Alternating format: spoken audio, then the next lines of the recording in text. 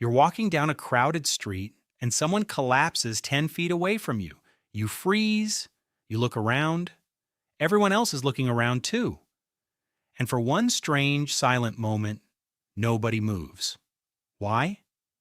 In 1964, a woman named Kitty Genovese was attacked outside her apartment building in New York City. The story that spread afterward claimed dozens of neighbors heard her cries and did nothing. The details of that night were later disputed and partly exaggerated, but the question it raised was real, and it refused to go away. If more people are watching, shouldn't someone act faster? The strange truth is the opposite.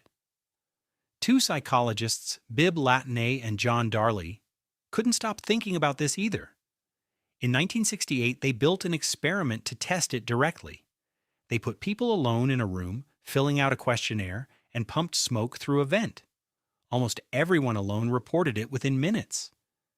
Then they tried it again, this time with strangers sitting in the room together.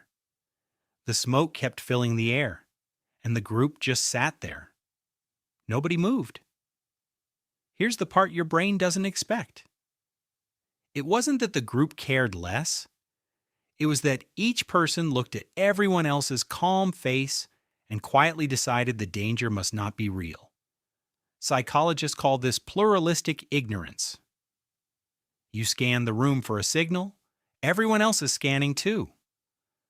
And a room full of people privately worried, but each one convinced by everyone else's stillness, becomes a room that does nothing at all. There's a second force at work, and it's colder. Darley and Latané called it diffusion of responsibility. When you're the only witness, the weight of the moment lands entirely on you.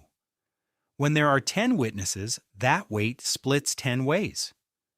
Your brain does this instantly without asking permission. Someone else will call for help. Someone else must be more qualified. Someone else is probably already moving.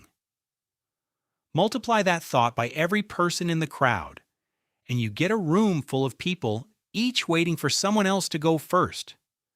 Think about where this instinct came from. For most of human history, you didn't live around strangers. Your ancestors lived in bands of maybe 30 to 50 people, and everyone in that group knew exactly who you were. If something went wrong, responsibility wasn't diffuse. It was personal. Ignoring someone in danger meant ignoring your own cousin, your own hunting partner, someone whose survival was tied to yours. There was no anonymity to hide inside. Every action was watched, remembered, and it followed you home. Modern life doesn't work that way. You share sidewalks, subway cars, and comment sections with thousands of people you will never see twice. Your ancient wiring still asks the same question it always has. Is this my responsibility or is it someone else's? But the answer used to be obvious and now it almost never is. The crowd that once made you safer because more eyes meant more protection has quietly flipped into a crowd that makes you slower to act because more eyes means less personal ownership. In 2011, a psychologist named Peter Fisher led a large review of bystander studies going back decades, looking at situations ranging from minor conflicts to genuine emergencies. The pattern held up again and again. More bystanders, slower response, less intervention. On average, across dozens of experiments and thousands of participants. But Fisher's review also found something that should change how you think about all of this. In situations that were unmistakably dangerous, where the threat was obvious and severe, the effect nearly disappeared. When the stakes were clear enough, people acted. That detail matters more than it seems. The bystander effect isn't really about people being cold or indifferent. It's about ambiguity. It thrives in the uncertain middle ground, the moment where you're not sure if someone is having a medical emergency or just resting, not sure if that shout down the hall is a joke or a real cry for help. Certainty breaks the spell. Confusion is what lets it take hold. So here's what your brain is actually doing the next time you hesitate in a crowd. It isn't measuring how much you care. It's running an ancient calculation built for bands of 30 people, trying to apply it to a species that now lives packed into cities of millions. The math doesn't scale. Responsibility that once belonged clearly to you now gets divided by every stranger standing nearby, and divided enough times, it can start to feel like it belongs to no one at all. Knowing this doesn't just explain the past, it changes what you can do right now. Researchers have found a simple fix, and it works precisely because it breaks the diffusion. If you're ever the one who needs help in a crowd, don't shout for someone. Look directly at one person. Point at them if you can. Make it their responsibility, specifically, instantly, and the ancient math resets.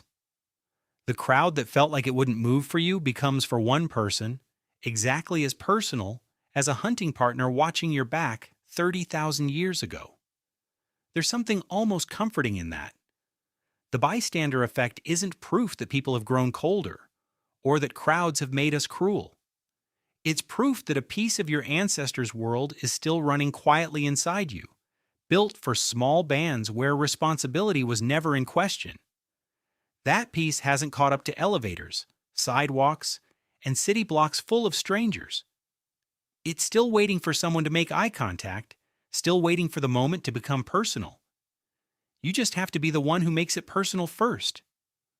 So the next time you're standing in a crowd, watching someone else's stillness, and quietly deciding the danger must not be real, remember that everyone around you is running the exact same calculation, waiting for the exact same signal. Someone has to move first. It might as well be you.